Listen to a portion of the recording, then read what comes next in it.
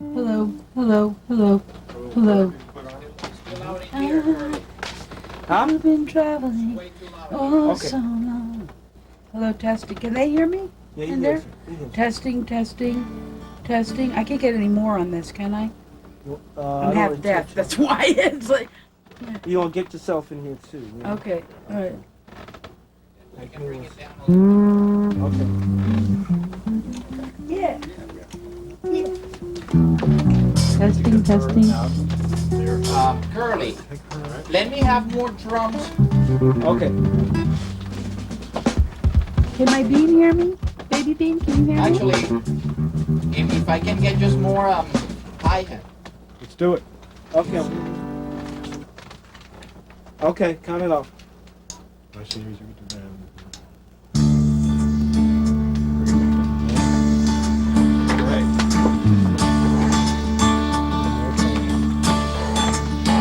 Go, babe. I've been traveling so long, looking only for one place. And I started having those feelings again, and it was the spring, as always, and the world expanded, and time was shifting around, and I couldn't eat and I couldn't sleep, and I was feeling the spirits and the voices of those other people and nature around me, and the sense. Looking only for your own heart and a place you can belong. And I'm put in a hospital. I was taken to Metropolitan Hospital, and a doctor with a big beard, kind of sat there, and he looked at me and he said, "Can you count backwards from 30?" And I don't think I could at the time, so I was in. And I can see.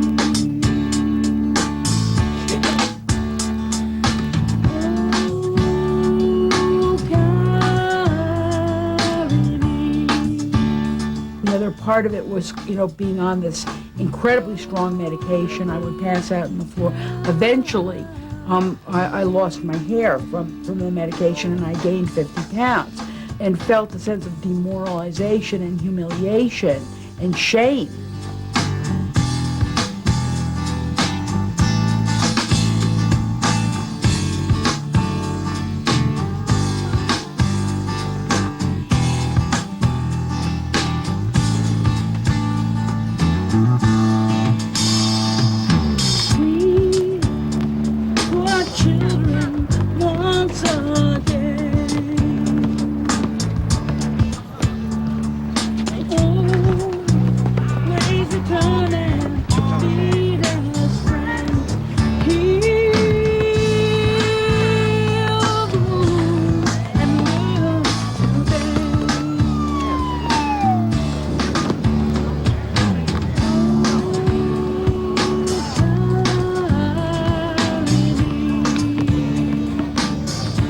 One of the hardest things about having spent so much time locked up and going through these kinds of experiences is that I was in my early 20s, and all I really was thinking about was boys, and I really, I had a longing a human longing to be held and to say stupid things and go out for soda, And this very basic thing was another thing that was kept from me. I mean, that was completely taboo.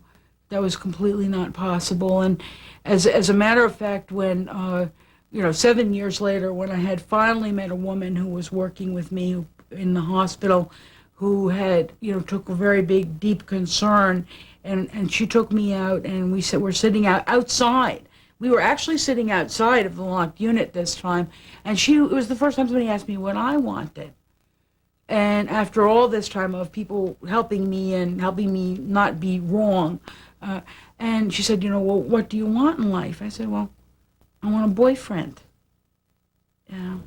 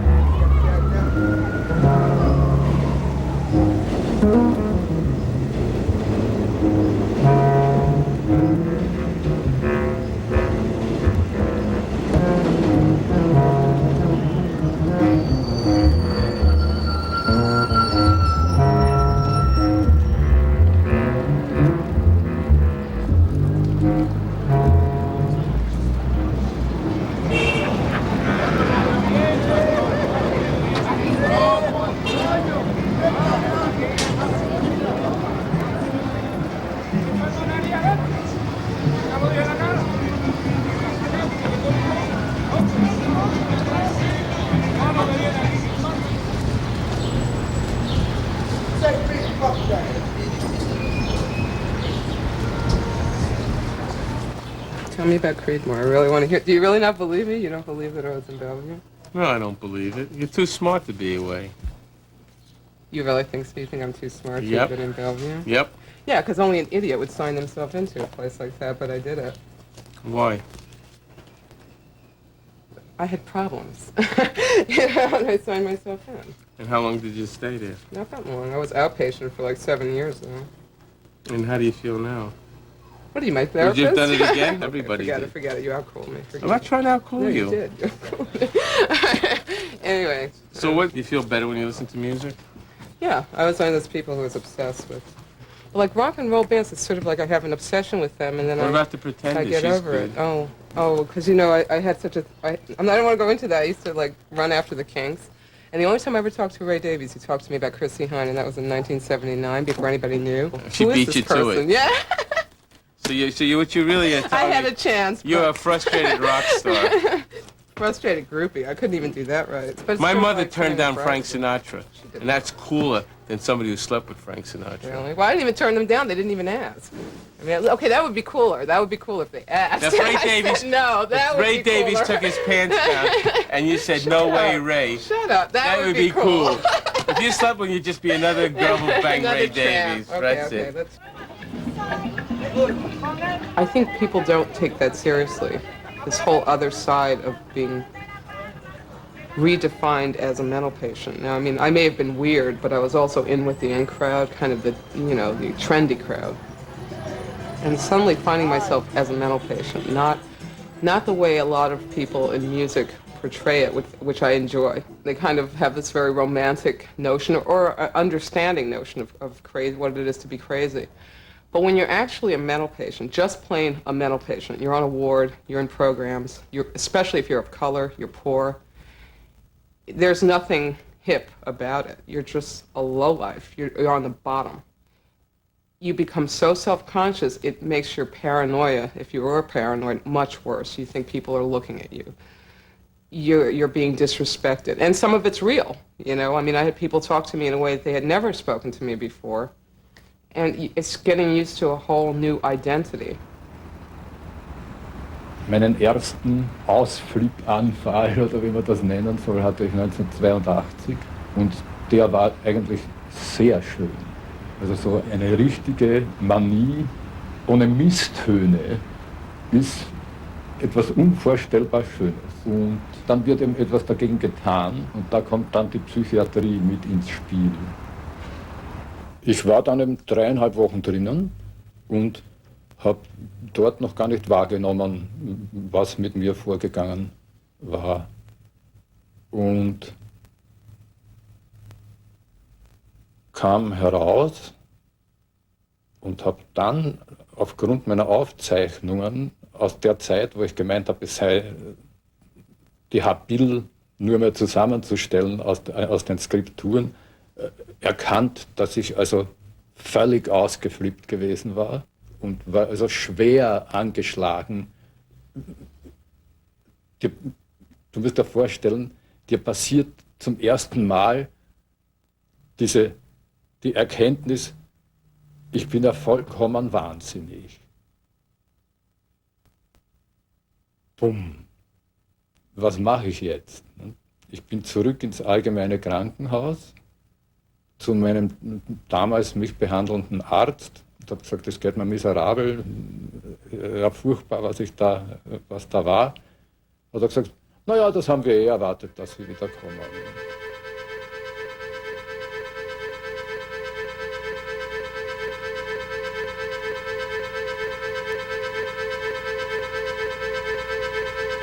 Es ist ja der Ort, an dem das Leben nur noch als Schatten erfahren wird und als Todesangst vor der Herkunft des Schattens.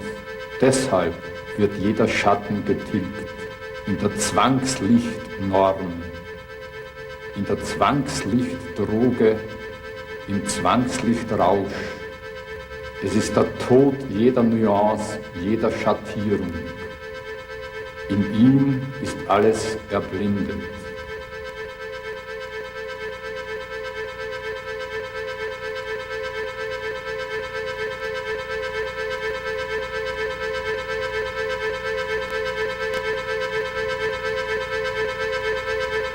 Der ganze Ort ist Zwangslichtbühne, auf der Blinde agieren. Blinde, die nie nur Zuschauer sind, sondern immer zugleich Akteure. Zwangslichtblinde.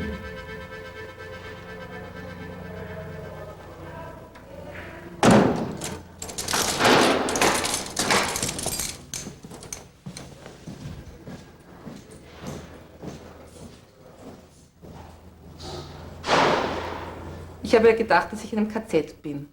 Nicht, weil anders konnte ich mir nicht vorstellen. Ich konnte mir nicht vorstellen, dass mich jemand in Österreich in einem Spital ins Bett fesseln würde. Ich habe das nicht gewusst. Ich habe gedacht, ich bin in einem KZ und dann im Nebenraum hat man mit Bestecken geklirrt. Und da gibt es einen Roman von, ich glaube, Dürrenmatt, ja, weiß ich nicht, aber es war ein Roman, in dem ein Mann ursprünglich einmal ich glaube, im KZ war und dann später in einem Spital. Und ich habe gedacht, dass ich mich in diesem Roman in einer derartigen Situation befinde, nämlich dass ich in dieser Romanwirklichkeit befinde und habe mir vorgestellt, dass jetzt in diesem Nebenraum schon die Instrumente, schon die Messer und alles dafür hergerichtet wird und dass ich jetzt in den nächsten Minuten zerschnitten werde. Ich muss dir vorstellen, dass das nicht angenehm ist, weil das ja Todesangst erzeugt. Dann hatten sie auch haben sie mir auch den Klingelknopf abmontiert, mit dem ich hätte die Schwester rufen können, weil ich den Klingelknopf zu oft betätigt hatte. Dann Besuchsverbot gegeben, sodass niemand Bekannter von mir da sein konnte, um mit mir zu sprechen, was auch meine Angst gelindert hätte. Und dann haben sie noch dazu mit Besteck hantiert daneben und mir nicht erklärt, was das war. So I went to Bellevue and initially it wasn't that bad because I liked the people who were signed in, and I like to talk, obviously. So I talked and talked and talked and didn't think it was a big deal until I said I want to leave. They immediately had me interviewed by 2 psychiatrists who sat there and just nodded. One looked at the floor. I don't think he listened to a word I was saying. And the other one sort of jotted things down and they 2PC'd me, which in other words means you're not leaving. And then I got scared because it was just that feeling that I signed myself in, but now I'm not allowed to leave and they're not letting me know anything about my rights. I don't know anything about what I can do and what I can't do. I mean, basically, I was completely under their control. When I arrived at the hospital, I arrived with 2 pairs of pants, 2 shirts, bar, dial soap, and $5. And I arrived without an identity, without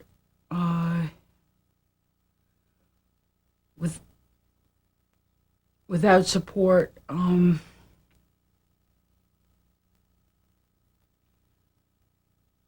a foreign land, so to speak. And it was hard when they were telling me that I had an illness.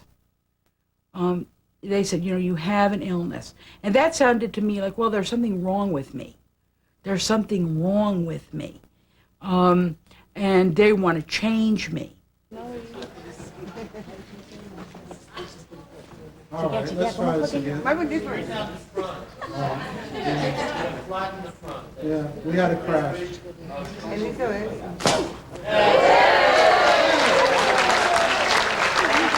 All right. All right, that airplane to me is a fine creation. It is different, it is unique, and there is no other design like it in the world. And it is a product of my medicated imagination. We, the members of this community of so-called mentally ill, have passed through the fires of the last 100 years. We have been lobotomized, analyzed, experimented upon, sterilized, and exterminated. Our rights in every country across the span of this planet have been stripped from us, not only as citizens, but as human beings. We, us, thought of as only being fit to be locked up, locked away, forgotten and vilified. The night is long, the storm has been strong, but yet we live, we grow, and we survive. What in the hell has happened in the last 100 years of psychiatric medicine? Reflect on it. What has been done? How many Abraham Lincolns have been medicated into oblivion? You suffer from depression. How many Schumanns have been lobotomized? How many Hemingways and Plaths have been judged incurably deranged and medicated into chemical stupor? I'm not here to indict. I'm here to ask some proper questions. Can it happen here? Did it happen here? Will it happen here? Does it happen here?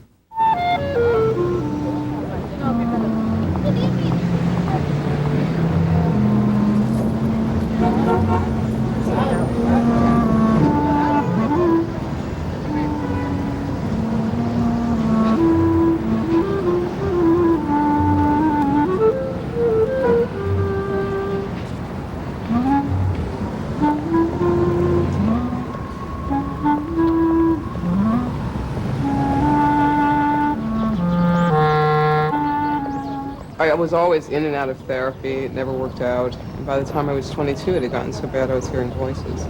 So I didn't know what was going on, and I thought I was in love when I first started hearing it. I always had problems with men. And when this happened and I was hearing this guy's voice, I just thought, well, it's the usual with me. I get paranoid, I get crazy. But it really escalated. It was like an overwhelming fantasy that got a life of its own. You know, I was communicating with him, and so I just thought, oh, I'm in love, you know? But when you use the term paranoia, what do you mean by that? No, I mean, some things are legitimate fears. Some things are legitimate anxieties. But when it gets to the point where you're paralyzed or you're sort of overwhelmed or it just sort of becomes diffuse almost, whereas, you know, the world is coming to an end, which, again, I mean, it's tricky today because a lot of bad things are happening.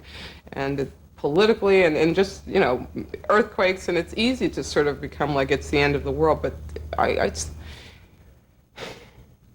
there's a difference between someone who sort of sees things and sort of still is able to cope and handle it, and someone who just caves in and then just paralyzed with fear and overwhelmed. I do think I have problems. I don't like that. You know, again, I love the people who sort of look at mad people and see good things and interesting things and see our creativity and our sensitivity.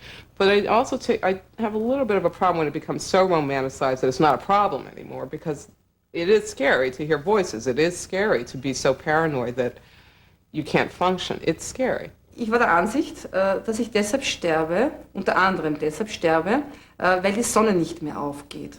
Das hat übrigens auch einen Aspekt, dass die Sonne in der ganzen Welt nicht mehr aufgeht.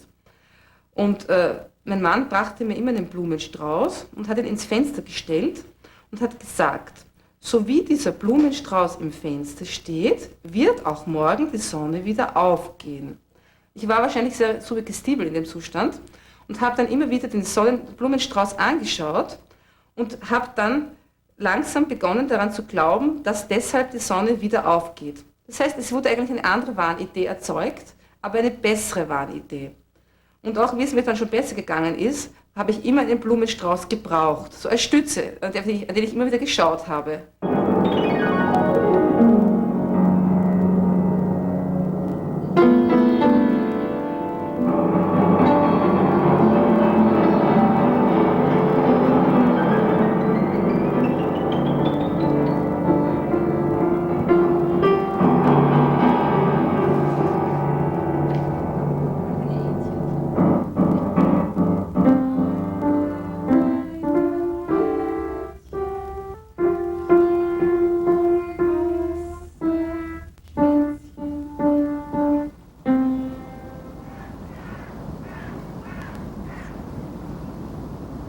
Ich weiß nicht, wie die Diagnose 1981 geheißen hat. Es hat geheißen, es war eine Stillpsychose. Das kann aber sehr viel sein. Nicht? Einer der Anlässe war sicherlich, dass ich gestillt habe. Ich war damals in einer besonderen Belastungssituation. Ich habe aber auch gleichzeitig für eine Staatsprüfung gelernt. Bin 6-mal in der Nacht vom Kind geweckt worden. Nicht? Das war sicherlich für mich, ich glaube, das war für mich das Entscheidende. Nicht? Ich war in meinen Wahnideen gefangen, von denen ich nicht wusste, dass es Wahnideen waren, sondern ich habe gedacht, dass sich die Welt verändert. Ein Priester hat mir gesagt seinerzeit, dass meine Erfahrungen, dass das vom Teufel kommt. Das ist natürlich dann besonders traurig für eine Kranke, die nicht weiß, dass sie krank ist, zu erfahren, dass das, was sie erlebt hat, vom Teufel kommt. Das ist entsetzlich. Ja? Andere habe ich beglückwünscht, ja, und haben das für authentische religiöse Erfahrungen gehalten, was mir aber nicht geholfen hat, weil ich ja gleichzeitig in einem derartigen labilen Zustand war, dass ich krankenhausreif war. Nur es ist Eine Zeit lang habe ich gesagt, ich schiebe alles weg, das war alles ein Blödsinn und die ganze Religion ist ein Blödsinn. Damit habe ich eine Zeit lang gelebt und habe dann festgestellt, damit kann und will ich auf die Dauer nicht leben.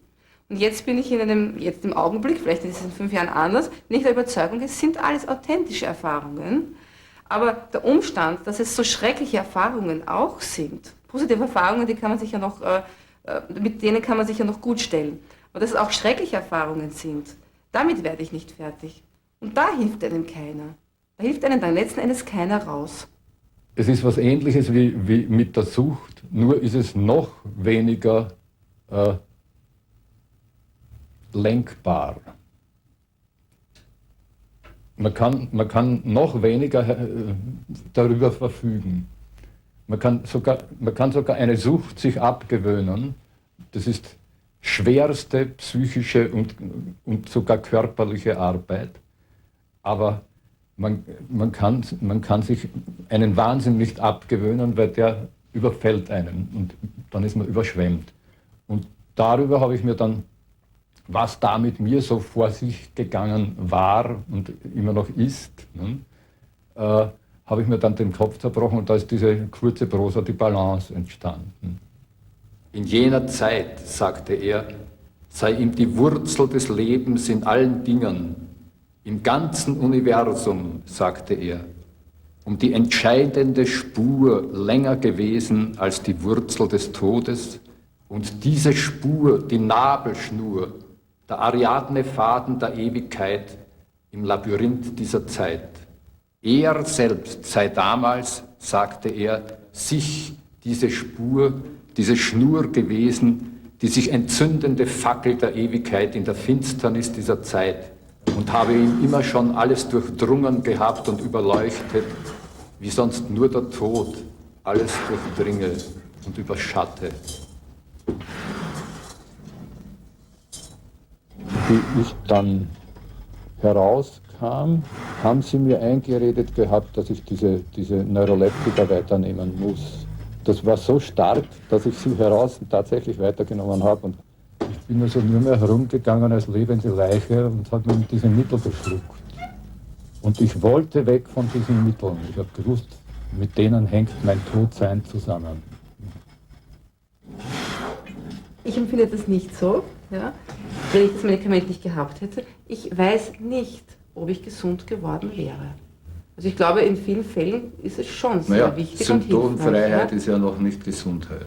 Das stimmt, aber wenn du nicht symptomfrei bist, ist es noch schlechter. Das Abblocken dessen, was dich ausmacht, ja, aber als psychisch-geistiges Wesen, ist ja eigentlich meiner Meinung nach ein völlig falscher Weg. Ja, schon, aber es ist die Frage, ob du jetzt ein 24-jähriges Mädchen mitten in seinen Wahnideen lassen möchtest und sagst, bitte, geh deinen geistigen Weg, ja, meinetwegen in Umnachtung, 20 Jahre, 30 Jahre, 40 Jahre. Am Schluss wirst du gereift sein und irgendwie heilig oder sonst irgendwas. Ja, da gibt es natürlich ziemlich viel dazu zu sagen.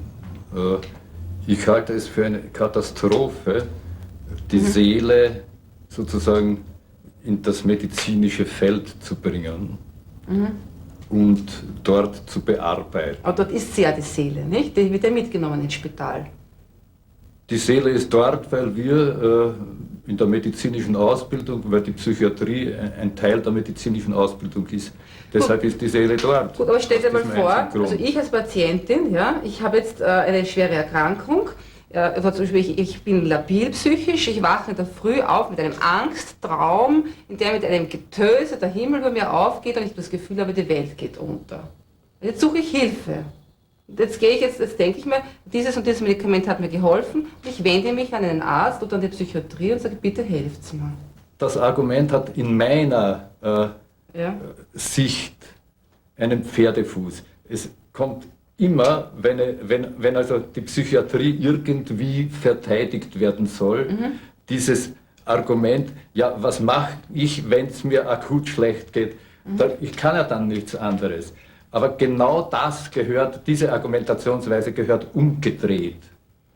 Wenn es mir schlecht geht, dann geht es mir noch schlechter, wenn ich daran denke, dass es, wenn es mir schlecht geht, die Psychiatrie für mich da ist, weil dann geht es mir nur mehr schlecht. Ich meine nur, dass man dich nicht zwingen sollte, jetzt zwangsbehandelt zu werden. Darüber kann man diskutieren. Ja?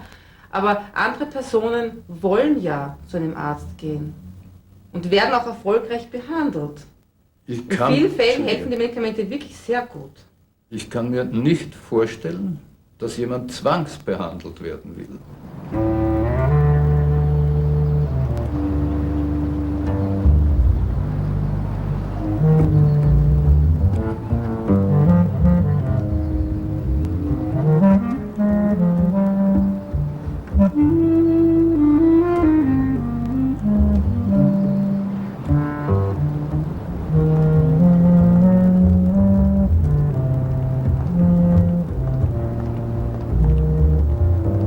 I walk about 6 to 8 miles a day, so for me walking is sort of a way to unwind and it's therapeutic. So if I start flipping out, I just walk. And I walk miles and miles and miles, and it usually relaxes me. I don't know how you confront it. I stayed in shape. I made it my point. One of the reasons I started exercising so much, I was like, just stay in shape. Try to at least look attractive, you know, and keep your appearance up. And it's weird now because I've sort of gotten my looks a little bit back together and I've studied, but I'm still very sensitive to somebody dissing me, you know, someone treating me like, you know, I don't deserve any respect. I take it so seriously. And it comes from that, knowing what it's like to be on the bottom, you know, where you're not entitled to any respect. I had a police officer really, you know, make fun of me at Bellevue, and something that I would have blown off and under others, you know, earlier. I wrote a complaint. I mean, you know, how dare you? You know, it was devastating. The pain that I went in with stayed pain in me for 20 years until I was able to get through a whole series of events, get strong enough to actually break away from the system and start experiencing myself and get out from under the cover of the system. And in some senses, 20 years later, I'm just beginning to work with someone who I, you know, care about, and be able to explore the issues that were the causation of that pain. So that pain, that original pain, which had to do with you know, many psychological issues and feelings that I had, or things that were going on, events in my childhood, relationships and losses and abandonment, really stayed inside me constantly for many, many years.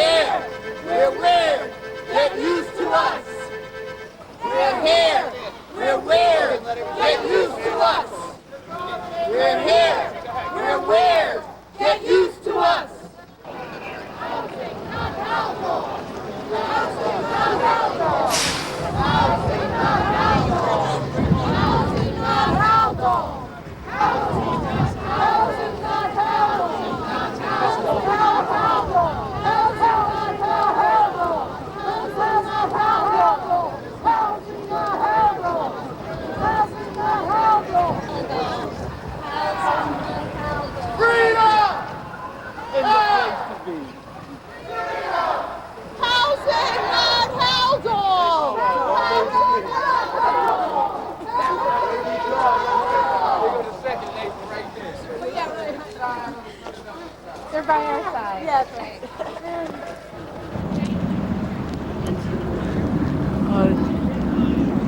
I lived in this parking lot part-time when I went to law school, and there's a period that my housing was not secure, and I did have friends that I would go to their houses and study. I had a very close friend who I worked with, but it was always the fall in the semester, and it was getting cold, and and I had a red Buick Regal.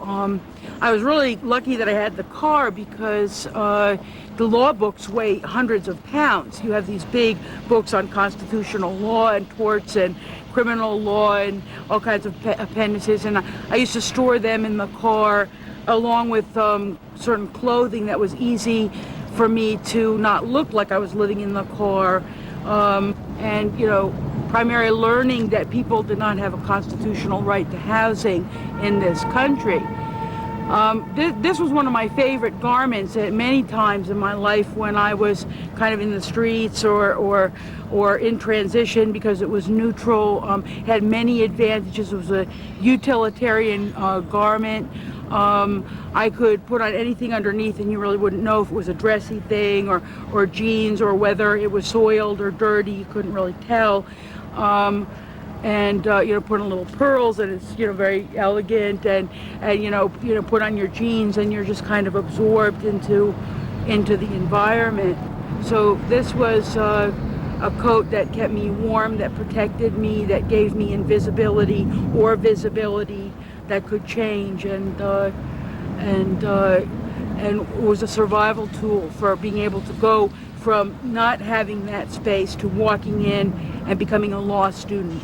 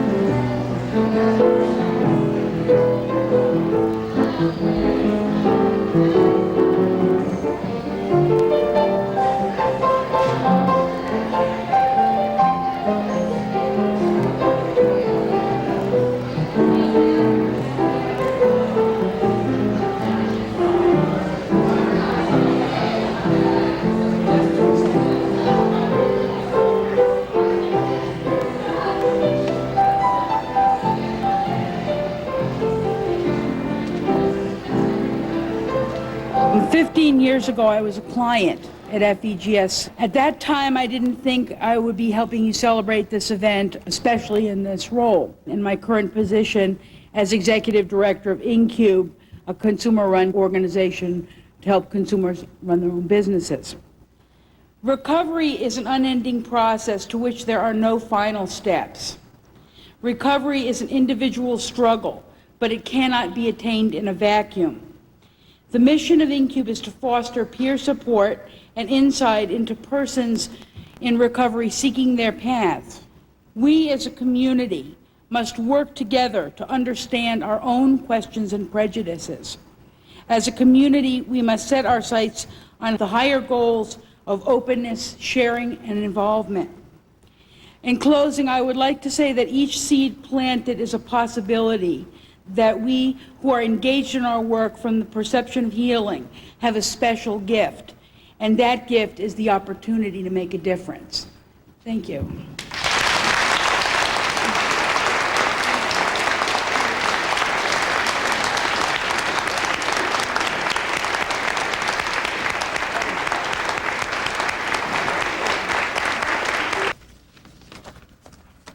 InCube is a technical assistance agency, which means we can provide management, accounting, bookkeeping, and legal services to not-for-profit groups or small businesses run by consumers. Let's see, where's Larry? The lady from the city, what's her name? Susan Harper and Deborah Groger. Deborah Groger. Do we have her Yeah. number? Is it in the... I mean, basically what this agency is an agency that helps people actualize dreams. Dreams about independence and self-employment. And some of the people that come to us, those are going to stay dreams. And other people, we're able to work in practical steps to really help them develop their ideas and their business plan and to get motivated. But it's also my responsibility as the executive director to take care of the ectostructure of this organization. The fundraising, the policy setting, and this such. And I think that, the stigma that applies to an individual with emotional illness and looking for a job and overcoming concepts about emotional illness or having emotional illness and fitting in to structure as individuals is also applying to this agency, regardless of our track record, regardless of the fact that we do have success in helping people function on much higher levels and achieve things.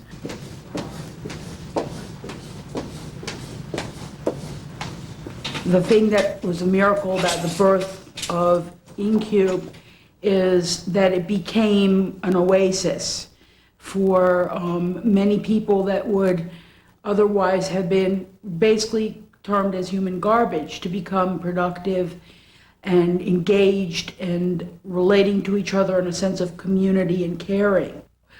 We helped small businesses to start to grow, and these businesses started to thrive, and the real ecstasy for me, the real inspiration would be to be sitting at this desk in the middle of a state mental hospital, and people would be coming in, from the ward, and they'd be really wanting to look over their books, and they'd want to know what the state of their insurance was, and what we essentially ended up doing is creating a business enterprise zone in the middle of a state hospital. Hi there. What you up to? Another masterpiece. Is this another panel in the series? No. Single pieces, no more panels, no more series. Only individual pieces.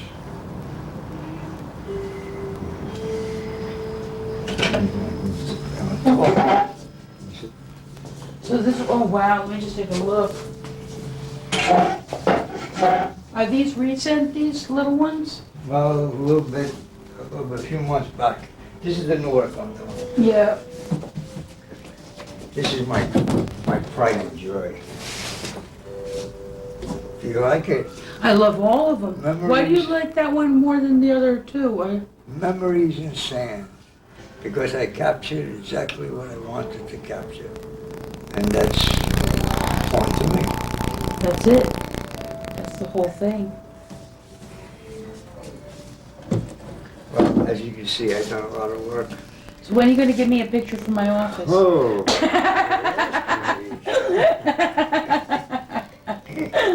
We have nothing in the walls up there. Sit down. Yeah, I like this one. I haven't seen you in a long time. I haven't seen you in a while. Busy. So what, I wanted to catch up with you because what happened with that agent and that contract that you were working on? Did anything? Agent is working wonderful. Oh, I'm so happy. Well, we have presently 5 shows going on. Wow. Single pieces, competition. I just got notice here. Yeah. This just came, was it yesterday or the day before? And that is 41 states and Canada competing in that. I was chosen out of, I think it's 300 artists. Wow. Wow. So they think well enough of me for me to compete, which is good. So she's doing her job. Oh, that's great because Remember. I haven't talked to you since you had dealt with the other agent and that wasn't working No, out. There were a lot of problems. Then nothing. you were trying to change to this agent, and did you work out a contract with her? Yeah, 2-year contract, Uh-huh. renewable, And she's been doing her job much more than the so-called professional agent who wasn't very professional.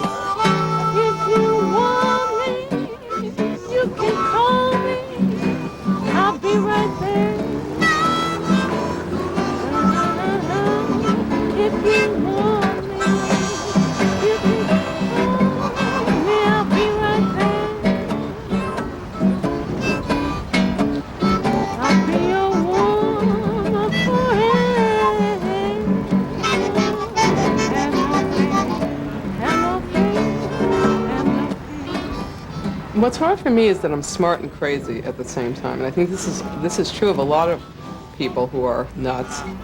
I am a good artist, and I am good at things, and I am smart. You know, how can you be smart and nuts at the same time, intuitive about things, have a good sense about things, and other times your judgment is so impaired that it's got no basis, almost no basis in reality. It's very confusing. Again, the whole experience of being mad is a very bizarre experience. It's heavy.